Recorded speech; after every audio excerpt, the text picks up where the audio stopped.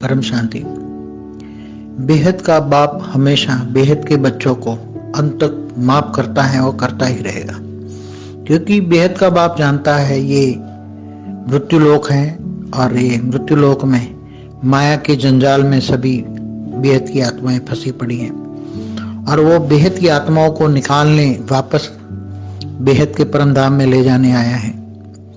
इसलिए वो कभी भी अपने बच्चों को दुख दर्द या ऐसा नहीं देता, वो हमेशा ही माफ करता है और करता ही रहेगा, क्योंकि बेहद के बच्चों को कोई गलती वो देखेगा तो वो पावर देके उसको सुधारेगा, मगर उसको वो गलतियों को वो सजा के रूप में कुछ भी नहीं देता।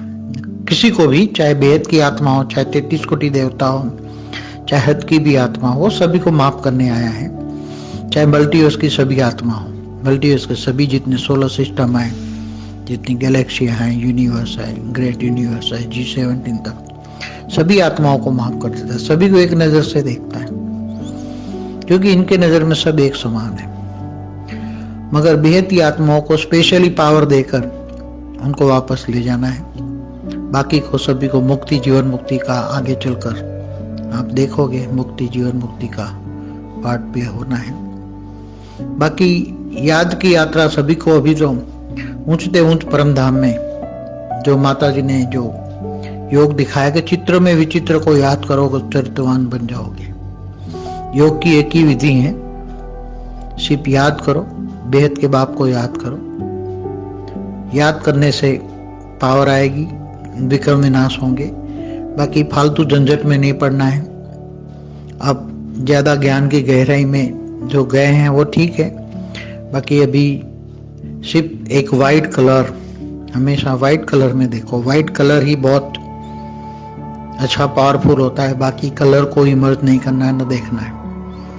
बाकी तो देखो, इस ब्रह्मांड में तो सिर्फ स्थूल तत्व बोला हुआ है, ब्रह्मापुरी तक स्थूल तत्व है। स्थूल आकाश वायु और अग्नि है, इसके ऊपर थोड़ा सा हल्का सा परम तत्व है। और परम महातत्व तो केवल जहां परम धाम में निराकार होता है और निराकार के आसपास ही महतत्व रहता है। बाकी पूरे ब्रह्मांड में हल्का सा कहीं महतत्व का थोड़ा कहीं रेत जाता है तो वो महतत्व रहता नहीं है, उसमें से परम आकाश में कन्वर्ट हो जाता है। हमेशा मैंने कहा कि परम लाइट में से परम महतत्व बनता है, परम महतत्व से परम आकाश से परम वायु से परम अग्नि। उसमें अलग अलग कलर भी होते हैं, अलग अलग क्वालिटी की परम लाइट की क्वालिटी है। जैसे कोई 1 कला की है, कोई 5 कला की, कोई 50 कला की, 100 कला की, तो उसमें वेरिएशन कलर होते हैं, अलग अलग कलर होता है, उसमें एक समान कलर नहीं होता। मगर वो सब याद नहीं करना। आप ऊंचते ऊंच परधाम में चित्र में विचित्र को याद करो तो चरित्रवान बन जाओगे।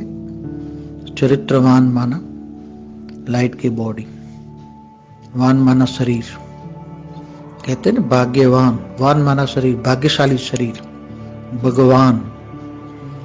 तो भगवान का जो वान जो साकारी अवतार में वो आता है उसको भगवान कहते हैं। निराकार को भगवान नहीं कहते, उसको परमात्मा कहते हैं। निराकार को हमेशा परमात्मा कहते हैं। आकारी रूप को देवता कहते हैं और साकार को जो भगवान धरती पर जब आता है तो वो भाग्यवान होता है। उसका शरीर चाहे स्थूल में भी हो मगर वो भाग्यवान होता है। ऐसे बेहद के बच्चों का भी स्थूल शरीर भी बहुत वैल्यूबल है। स्थूल शरीर से ज्ञान सुन रहे हैं मगर वो स्थूल शरीर भी परिवर्तन होने वाला है, वो भी परम तत्व परम लाइट में आगे चलकर कन्वर्ट हो जाएगा। यही पुरुषार्थ करना है। परम शांति।